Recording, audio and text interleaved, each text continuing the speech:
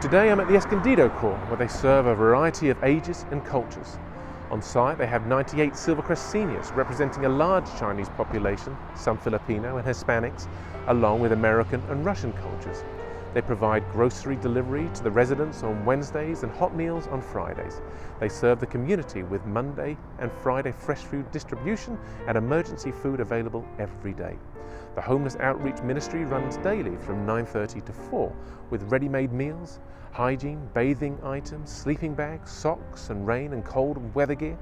The Women's Ministry Group has been meeting remotely and they've been handing out monthly goodie bags, cards and notes with phone calls.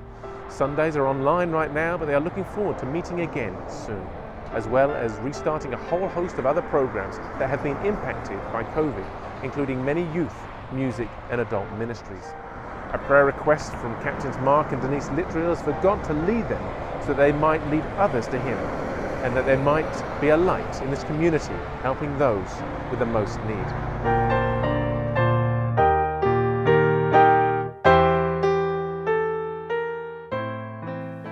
So here we are, it's Lent once again, the time of year when we look to make small sacrifices so that in some small way we might experience the great sacrifice Jesus made for us on a more personal level. We have no doubt heard of people giving up all types of things year after year, like video games or sweets or other unhealthy foods like bread. In training college, I had a session mate who was willing to give up shaving for Lent. But we see all types of things people are willing to go without during these few weeks of Lent. And the whole reason for it is to remember the sacrifice that Jesus made for us so that when Easter comes, the resurrection is just a little more meaningful and God is praised for it. But not everyone gives something up. Sometimes they take on something, like an additional Bible study or a devotional series. They will just keep right on eating the red meat and the sweets, but sacrifice in other ways. However you decide to participate in Lent, or even if you decide not to, Paul said in 1 Corinthians 10:31, whether you eat or drink or whatever you do, do it all for the glory of the Lord. He is our great Redeemer.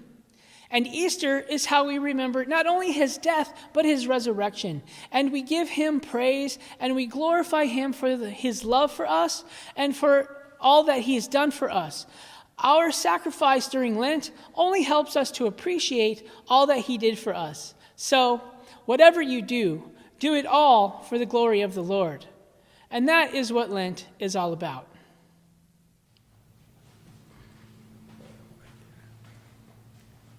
Hey guys, what are you doing? We're talking about Lent, and what are we giving up this year? Why would you want to do that? To prepare for Easter. Oh, I see. Well, what are you giving up?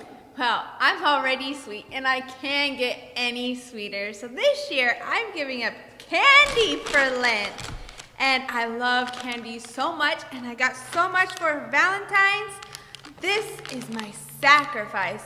This is all about the sacrifice, right? Oh, okay. Well, what are you giving up? Well, I'm a vegetarian, so I'm giving up meat for Lent. But I want to help people. So I'm going to give these things away to people who need them, even my special ukulele. But I don't just want to reflect on Christ's sacrifice. I want to experience it in my life. I am sold out, dude. I see.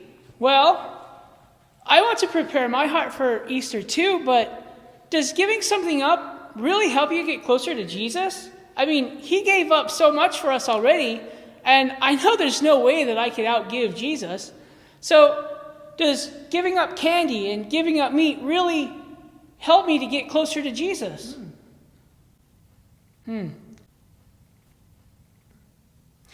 I know what I can do for Lent. I'll help you. I'll help you. And this year for Lent, I'm going to help you guys meet your Lent goals. And so I'm going to take these and I'm going to eat them. And that'll be my sacrifice for Lent. Hey guys, how's it going? Hey Mark, what are you doing with all that stuff? We're sacrificing for Lent. Okay, I see. Well, you know, Lent is a time where we prepare our hearts for Easter, and we should be reflecting on Christ. And it should be a time of thoughtful reflection and prayer. And if giving up candy draws you closer to Christ, then do it. Do it with all of your heart. And Dave, if giving up stuff and meat draws you closer to God, then do it, and do it with all of your heart. And Mark, if taking these things from your friends helps them to meet their Lent goals, and if that is something you want to do it with all of your heart. After all, Paul said in 1 Corinthians chapter 10, verse 31, "Whatever you eat and drink, whatever you do it to the glory of God."